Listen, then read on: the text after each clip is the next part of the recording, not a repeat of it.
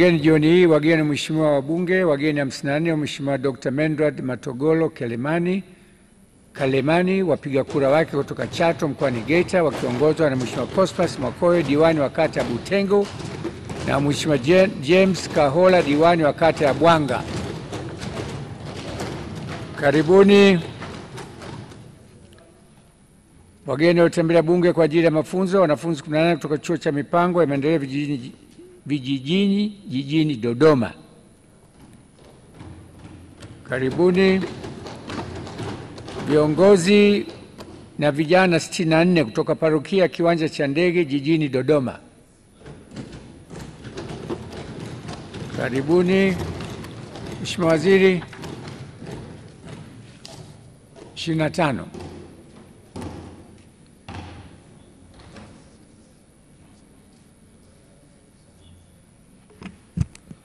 Mheshimiwa Naibu Spika, nikushukuru tena kwa nafasi ulionipatia kwa ajili ya kuhitimisha hoja ambayo nimewasilisha asubuhi siku ya leo. Naomba nichukue fursa hii kuendelea kumshukuru sana Mheshimiwa Rais wa Jamhuri ya Muungano wa Tanzania Daktari Samia Suluhu Hassan, Mheshimiwa Makamu wa Rais, Waziri Mkuu na Naibu Waziri Mkuu kwa miongozo yao ambao wamekuwa wakiitoa, ambayo imesaidia sana katika kuimarisha na kuiboresha sekta ya madini.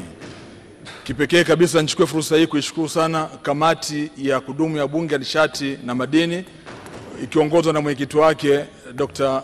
David Matayo kwa namna ambavyo wamekuwa na ushirikiano mkubwa na msaada mkubwa sana katika kuhakikisha kwamba sekta hii inafanya vizuri na inatoa mchango mkubwa kwa ajili ya manufaa ya nchi yetu ya Tanzania.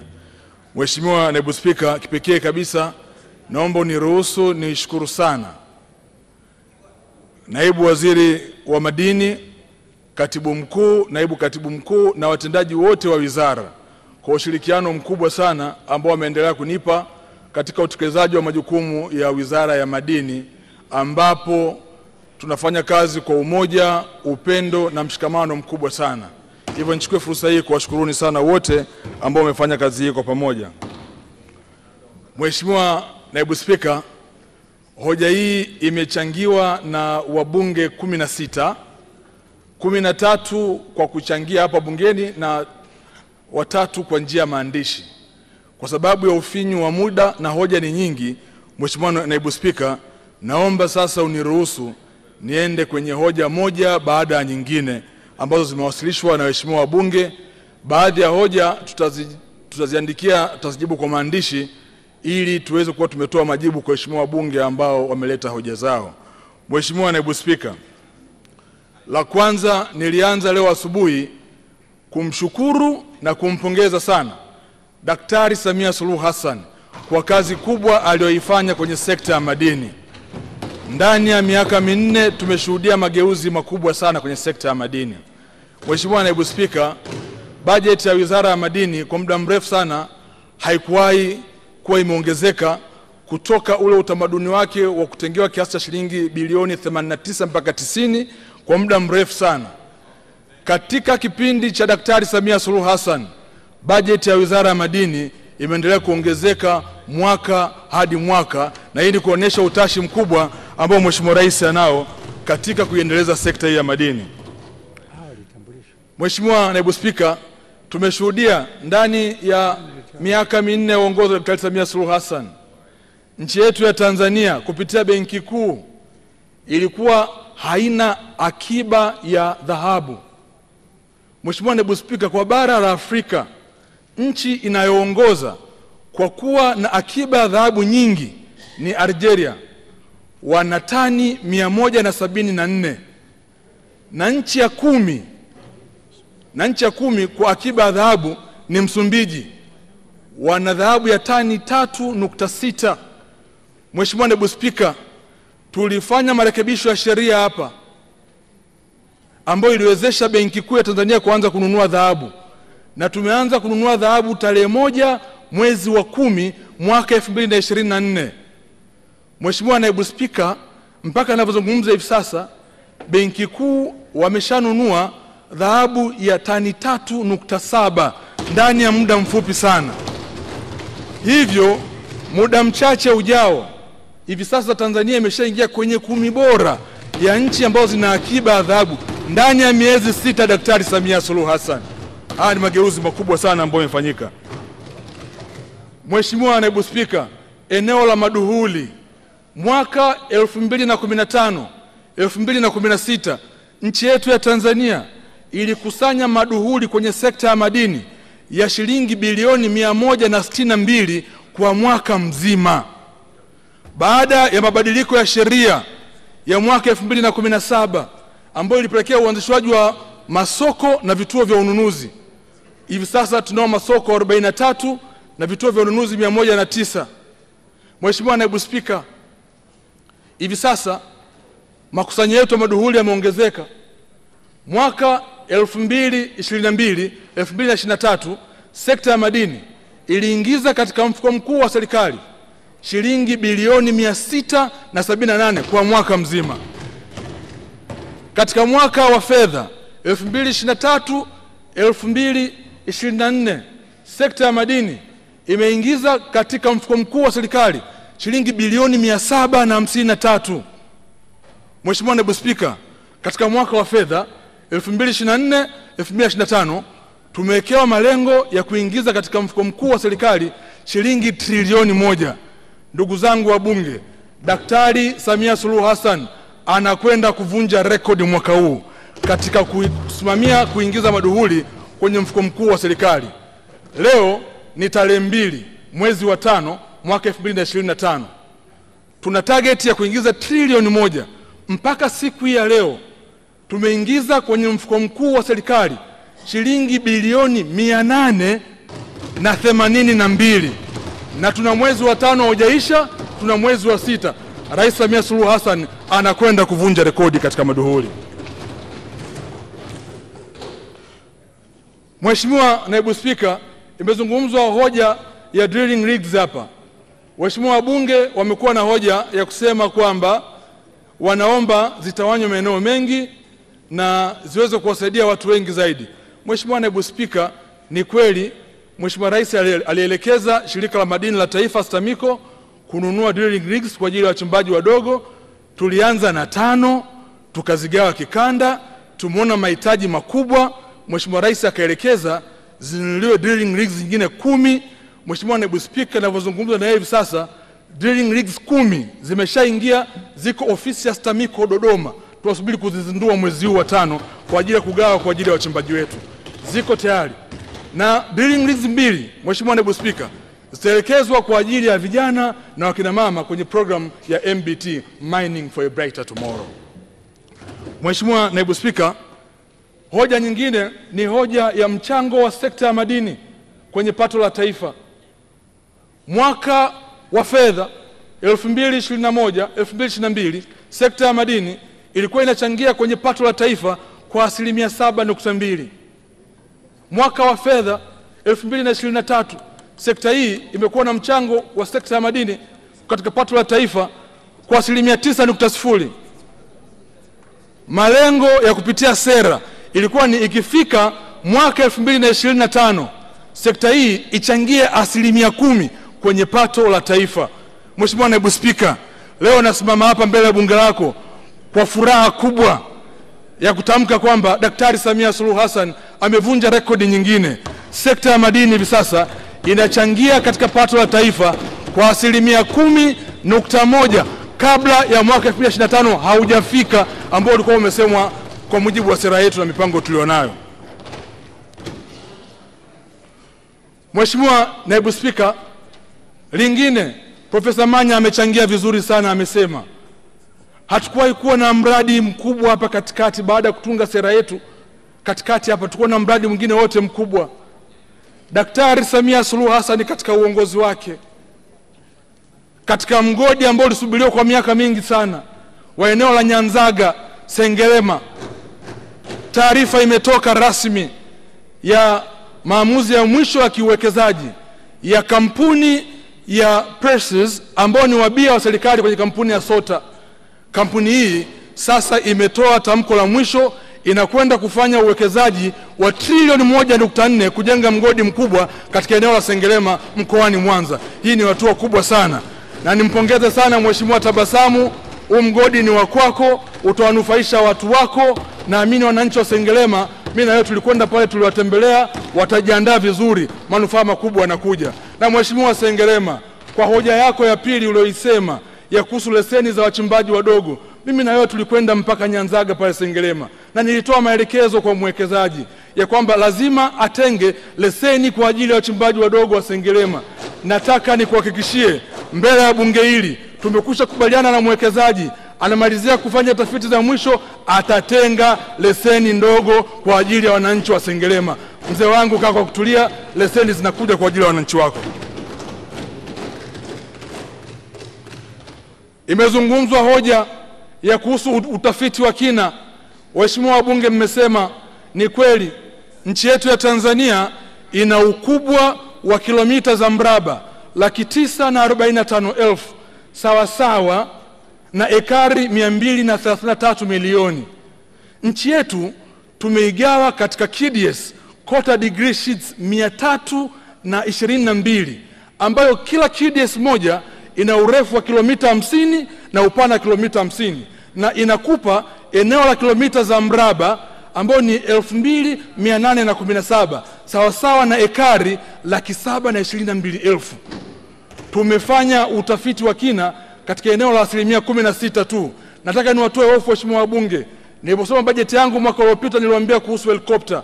Ndugu zangu, helikopta ile ambayo nilisema hapa, helikopta ipo katika mpango na itanunuliwa. Na ninavyozungumza hivi sasa, tulifanya mazungumzo na wenzetu wakala wa ndege pamoja na GST, ndio wanasimamia zoezi hili. Wamekamilisha taratibu zote. Tarehe 8 ya mwezi wa 5 ndio siku ya mwisho ya kufunga mstari ya wale wadau waliojitokeza. Tarehe 16 suppliers wote wa helikopta watakuwa nchini Tanzania kwa ajili ya kikao na presentation. Baada ya hapo, tunaanza zoezi la manunuzi ya helikopta kwa ajili ya kuipima nchi yetu kwa kuifunga vifaa maalum ili isaidie kuongeza eneo la utafiti.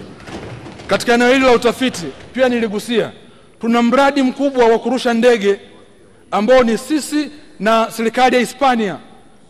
Mheshimiwa Naibu Spika, tukifanikiwa kurusha ndege katika mradi huu ambao unaendelea hivi sasa katika hatua za mwisho Wizara ya Fedha, tutalikava eneo la kilomita za mraba 165,834 sawa sawa na 18% ya nchi yote ya Tanzania. Kwa hiyo itaongeza idadi kutoka 16 kufikia 34 ifikapo mwaka 2026-2027. Nataka niwatoe hofu waheshimiwa wabunge kwamba serikali imejiweka vizuri katika eneo hilo. Ndugu zangu, eneo lingine ambalo nataka niligusia hapa, tunakwenda kufanya mabadiliko makubwa sana katika mgodi wetu wa pale Mirerani katika kudhibiti utoroshaji wa madini na upotevu wa mapato. Wale wathaminishaji wote wanaokwenda chini kufanya valuation chini ya mgodi wote, kuanzia mwaka ujao wa fedha tarehe 1 mwezi wa 7, tutawapa kofia ngumu zenye kamera na zenye mic. Akishuka chini mgodini, mimi nikiwa wizarani ofisini nitakuwa namuona akiwa chini anachokisema na ambacho tunakiona pale. Lengo ni kudhibiti mapato na kufanya utoshaji wa Tanzanite upungue. Eneo lingine, ndugu zangu, tumezungumza kuhusu Stami Gold, kuijengea uwezo. Ni kweli waheshimiwa wabunge, Stami Gold ina madeni mengi, ina bilioni zaidi ya 58 inadaiwa. Kama serikali lazima tuje na mikakati ya kuweza kusaidia. Leo tarehe 2 mwezi wa 5 mwaka 2025, Stami Gold wametoa tangazo la kuwakaribisha wadau kwenda kuendeleza mgodi ili tuweze kupata fedha za kuendesha mgodi na vile vile tuweze kurejesha madeni na mgodi uweze kukua. Ndugu zangu waheshimiwa wabunge, mgodi ule unawakia 90,000 kwa bei ya leo ya dhahabu ya wakia moja $3,200. Tukifanya kazi pale, ukiondoa gharama zote, tuna uwezo wa kupata shilingi bilioni 614. Ndio kazi ambayo tumeelekeza Stami Gold hivi sasa. Tunategemea kupata waendelezaji wa ule mgodi ili mwisho wa siku tuweze kutatua changamoto za Stami Gold. Lakini pia nizungumze kuhusu hoja ambayo waheshimiwa wabunge wameisema sana, hoja ya kuhusu CSR. Imezungumzwa na waheshimiwa wabunge kwa urefu sana. Mheshimiwa Naibu Spika, mimi nilikaa na kamati ya bunge ya nishati na madini, wakaielekeza serikali kwenda kuipitia upya kanuni ya urudishaji wa jamii, uwajibikaji kwa jamii, CSR, ambayo ilionekana ina matatizo. Matatizo sugu ya kanuni zile yalikuwa ni haya yafuatayo. Cha kwanza, ilikuwa ni swala la ucheleweshaji ukamilishaji wa miradi. La pili, ubora wa miradi. Ya tatu, gharama kubwa inayotumika katika miradi hii. Mheshimiwa Naibu Spika, niliitikia wito wa kamati yangu ya bunge, nikaitisha kikao St. Gaspar Hotel. Wabunge wote mlialikwa, wale mnaotoka katika maeneo ya uchimbaji, na wadau wote wakaja pale tukajadiliana, mkatoa maoni yenu kurekebisha zile kanuni. Nataka niwahakikishie Mheshimiwa Naibu Spika ni kwamba kanuni zile ndani ya wizara tumeshamaliza kazi yake.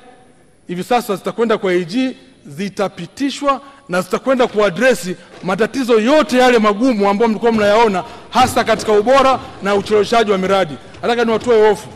Mheshimiwa Msukuma alikuwa ana hoja specific.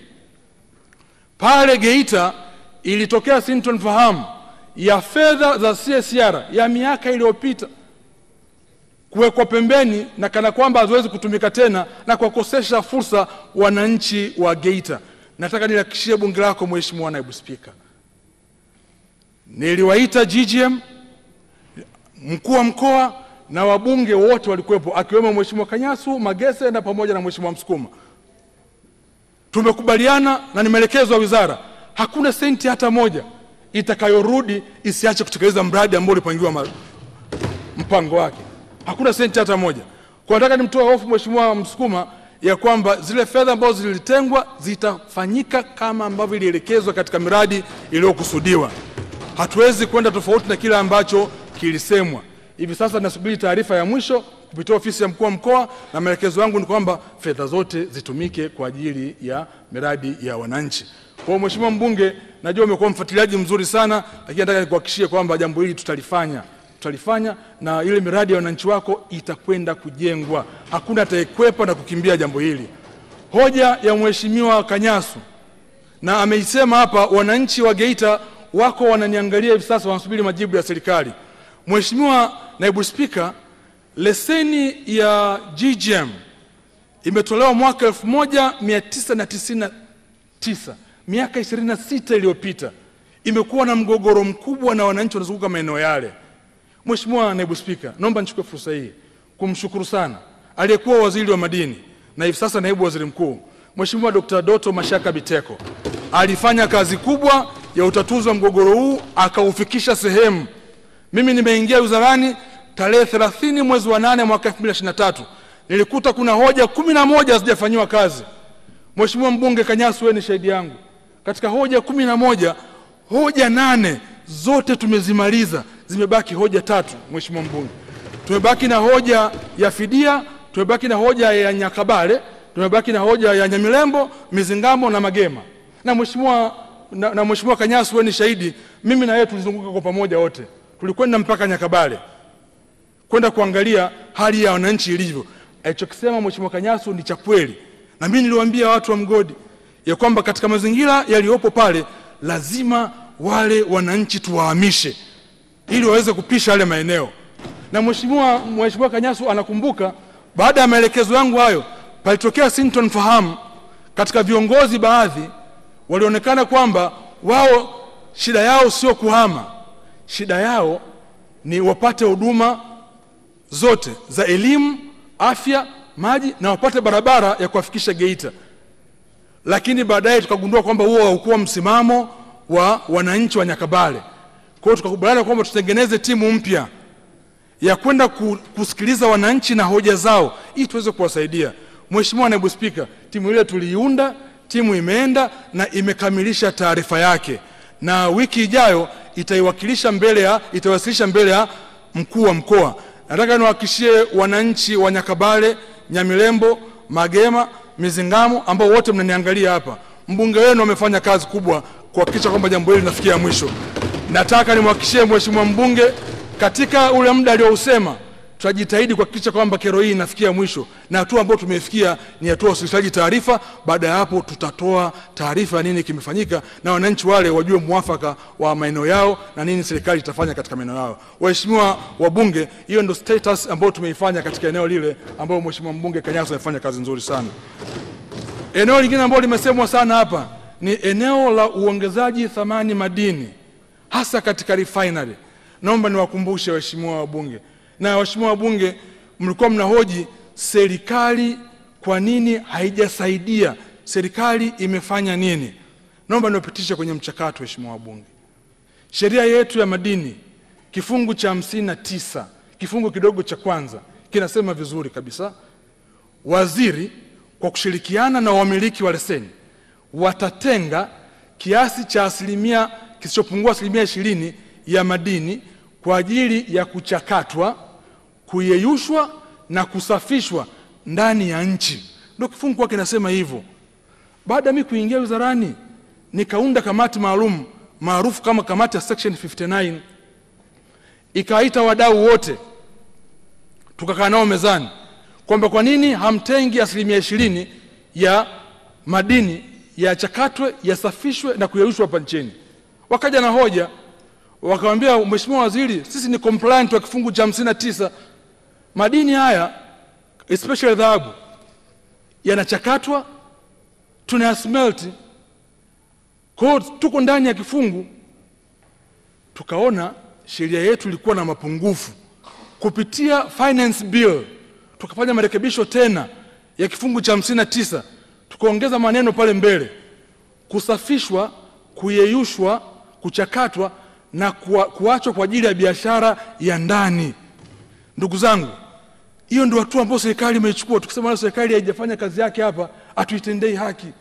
Huo ndio mchakato ambao tumeuchukua kuhakikisha kwamba madini haya yanabaki nchini, yanasafishwa hapa nchini.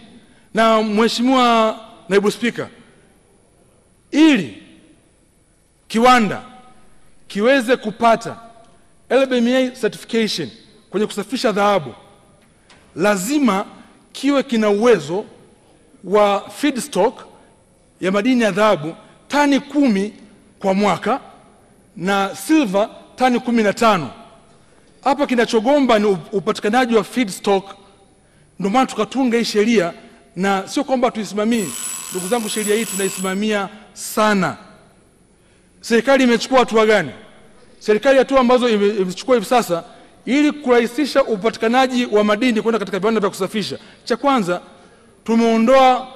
tumepunguza mrabaha kutoka 6% kwenda 4% kwa madini yote yanayopelekwa katika viwanda vya kusafishwa.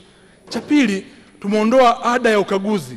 Cha tatu, tumeondoa kodi ya VAT. Madini yote yanayokwenda katika viwanda vya kusafisha ni zero rated. Lakini madini hayaendi. Kwa nini? Swali la msingi. Kwa nini madini hayaendi? Madini hayaendi kwa sababu watu wetu wa Tanzania wengi, wadau, hawana uwezo mkubwa na wa kimitaji wa kuweza kuchimba na kuamua sehemu ya kupeleka. Fedha nyingi zinatoka nje ya nchi ambako wao ndio wanaotoa fedha za mitaji, wanachimba, na mnafahamu msemo, anemlipa mpiga zumari ndio anayechagua mwimbo. Kwa mitaji ambayo inawekezwa kwao, wao ndio wanapeleka madini haya huko. Lakini kama serikali tukasema hili hapana, tumetunga hii sheria kifungu cha 59. Ndugu zangu, BOT amenunua dhahabu kupitia section 59, dhahabu ambayo imetengwa. Wadogo wote wameanza kupeleka, na wakubwa ambao mnasema tunawaogopa, ndugu zangu, nataka niwahakikishie ndani ya bunge hili hivi sasa hakuna mzalishaji mkubwa yote anayesafirisha madini nje ya nchi pasipo kuacha 20%.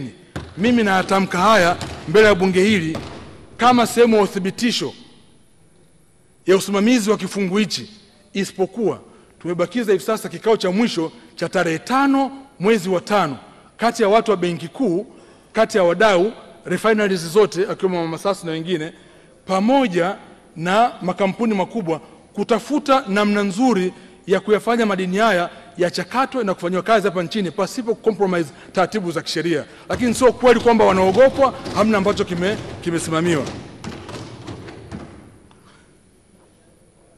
Mheshimiwa Naibu Spika, ilikuwa kuna hoja pia ya kuhusu uwezeshaji wa Tanzania.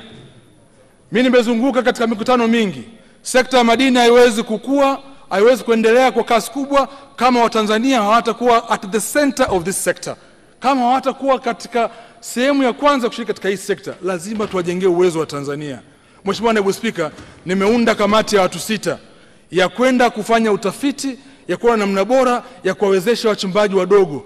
Tutawacluster wachimbaji wadogo na watu wa huduma, kuanzia yule mdogo, wakati na mwenye nafuu, na serikali lazima tuwashike mkono. Nimeshazungumza na waziri wa fedha, nimeongea na governor, lazima tuwashike mkono. Pale Wizara ya Fedha kuna mfuko wa dhamana wa Credit Guarantee Scheme. Tutahakikisha kwamba tunaongezea mitaji wa Tanzania wamiliki migodi mikubwa wawe sehemu ya utekelezaji wa jambo hili. Mheshimiwa Naibu Spika, hoja ya uongezaji thamani madini, tumepiga hatua sana Mheshimiwa Naibu Spika. Hivi sasa tumepiga hatua kubwa sana. Mathalan, kwa mkoa wa Dodoma peke yake tuna viwanda 7 vya kuongeza thamani madini ya metali, base metals.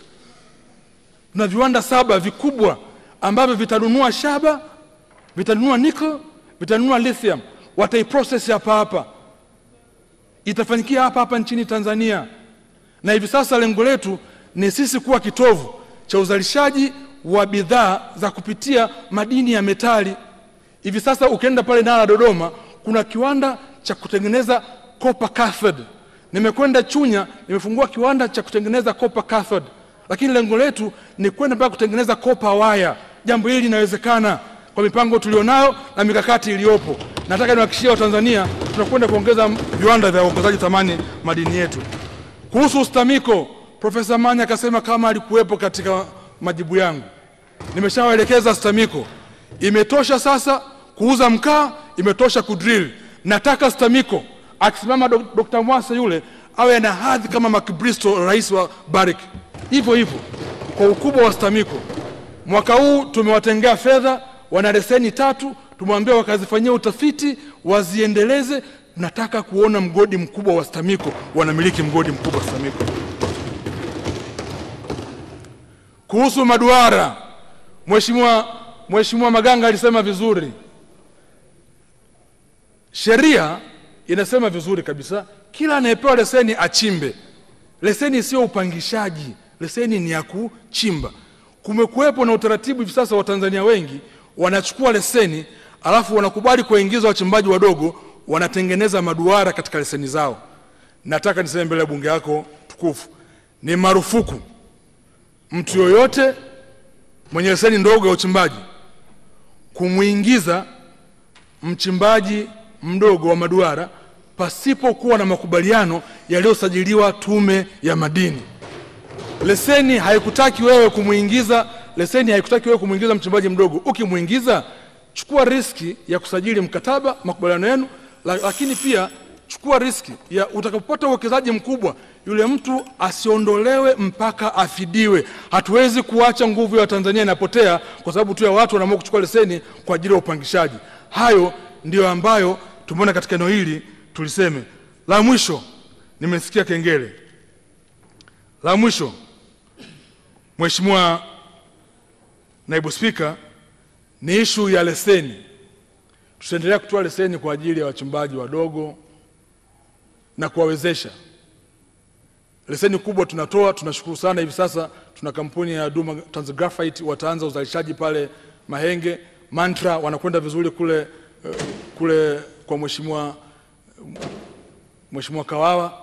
Lakini tutaendelea kutoa leseni kwa ajili ya kuwawezesha wa Tanzania. Kesho saa 3 asubuhi nitakuwa Nyamongo, Tarime, ninagawa leseni kwa vijana 2000, vijana wanaozunguka mgodi wa North Mara ambao walikuwa wanavamia mgodi na kupola mali. Tumekaa nao, tumewapa elimu. Kesho nawapa leseni na North Mara Barrick watawapa na msaada wa kiufundi, watawasaidia namna kuweza kuchoronga na kuchimba, na itakuwa ni sehemu ya manufaa makubwa sana kwa wananchi wa eneo la Tarime Nyamongo pale kwa ajili ya hayo. Mheshimiwa Naibu Spika, kwa sababu muda wangu umenifikia mwisho, naomba nihitimishe kwa kusema kwamba hoja ni nyingi sana, ningeweza kuzijibu zote, muda utoshi, zingine nitazijibu kwa maandishi, lakini kauli moja tunataka niwaambie, tusijichukulie kwa udogo. Sekta hii ya madini hivi sasa inafanya vizuri sana katika kuchochea uchumi wa nchi yetu ya Tanzania. Rais Samia Suluhu Hassan amekuwa kiongozi wa kweli wa kuifanya sekta hii iweze kuleta mabadiliko makubwa sana. Niombe mtuunge mkono kwenye bajeti yetu hii, na niliombe bunge lako tukufu likubali kutupitishia makadirio ya mapato na matumizi ya Wizara ya Madini kwa mwaka 2025-2026 ya takriban shilingi bilioni 224,984,150 kwa ajili ya utekelezaji wa majukumu yetu. Mheshimiwa Naibu Spika, naomba kutoa hoja. Hoja imeungwa mkono. Katibu. Kamati ya matumizi. Kamati ya matumizi.